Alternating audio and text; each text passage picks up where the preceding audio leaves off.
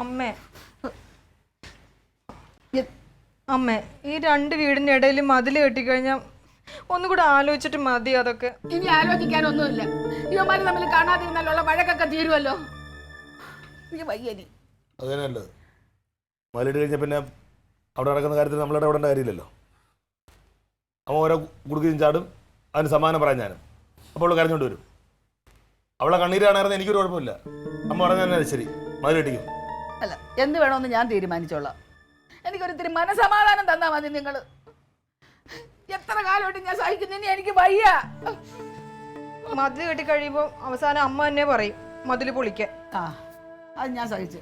ഇതാണ്ടേ യുവന്മാര് തമ്മിലുള്ള വഴക്ക് കാരണേ നാണക്കേട് എന്റെ കുടുംബത്തിനാ, നിന്റെ കുടുംബത്തിനല്ല. എന്റെ ഹബീൽദാർ ജീവിച്ചിരിക്കണമായിരുന്നു, രണ്ടിനെയും വെടി വെച്ച് കൊല്ലുമായിരുന്നു. അമ്മേ മതില് കെട്ടിപ്പൊക്കിയ തക്കിളിമോൾ എങ്ങനെ കാണും? തക്കിളിമോളെ കാണണമെന്ന് തോന്നുമ്പോ ഞാൻ പോയി കണ്ടോളാം. എനിക്കിനി വയ്യ. നിങ്ങൾ എന്നെ ശല്യം ചെയ്യാന്ന് പോകൂ. ചേച്ചിയെ അവിടെ മതില് കെട്ടാൻ ക്ലീറ്റസ് സമ്മതിക്കില്ല. എന്ത്? അവൻ പാർട്ടിയിലെ അണികളൊക്കെ വിളിച്ച് തടുക്കാനുള്ള പരിപാടിയാ. എന്താ?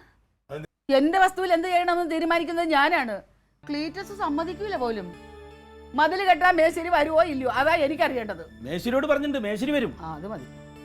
ഏട്ടാ നീ കയറി പൊടി. എന്തുകൊണ്ട് ഞങ്ങൾക്ക് അറിയാം.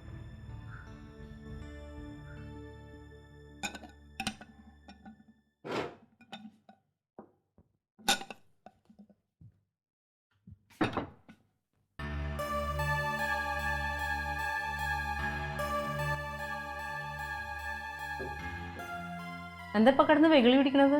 ഒരു കാര്യമില്ല. ആര് വെള്ളം പിടിച്ചു? ആരാ ഇപ്പൊ നിക്കപ്പുറത്തില്ലാതെ അങ്ങോട്ടും ഇങ്ങോട്ടും ഓടണത്? എന്ത് കണക്കായി പോയി. അമ്മ അവിടെ മതിൽ കെട്ടണ്ടെങ്കിൽ അങ്ങനെ തന്നെ വേണം നിങ്ങക്ക്. ഓ അത് അമ്മ മാത്രമാണ് തീരുമാനിച്ചാൽ മതിയോ? പിന്നെ ആര് തീരുമാനിക്കണം?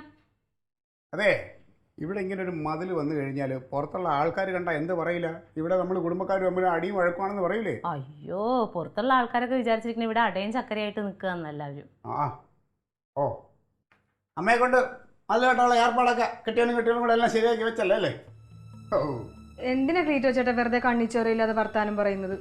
ഇവിടെ മതിൽ കെട്ടിയിട്ട് എനിക്ക് എന്ത് കിട്ടാനാ? ഞാൻ അമ്മയുടെ കാല് പിടിച്ചിട്ടാ വരുന്നത്. അമ്മ സമ്മതിക്കുന്നില്ല, ഭയങ്കര വാശിയില്ല മതിൽ കെട്ടുമെന്നും പറഞ്ഞോണ്ട്. എന്റെ മോളെ, അമ്മേനെ കുറ്റം പറഞ്ഞിട്ട് ഒരു കാര്യമില്ല. എന്ന് തുടങ്ങിയതാ ഇവിടത്തെ ഈ തമ്മിത്തല്ല്. എന്തെങ്കിലും ഒരു മര്യാദ കാണിക്കണ്ടേ ക്ലീറ്റോ?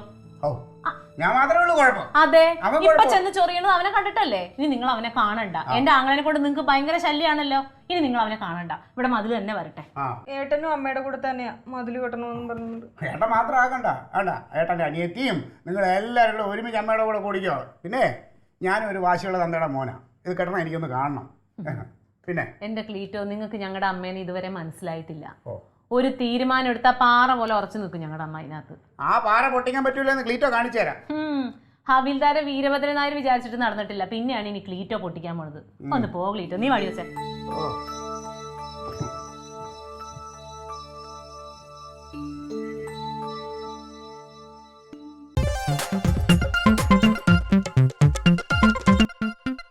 Alien versus Alien.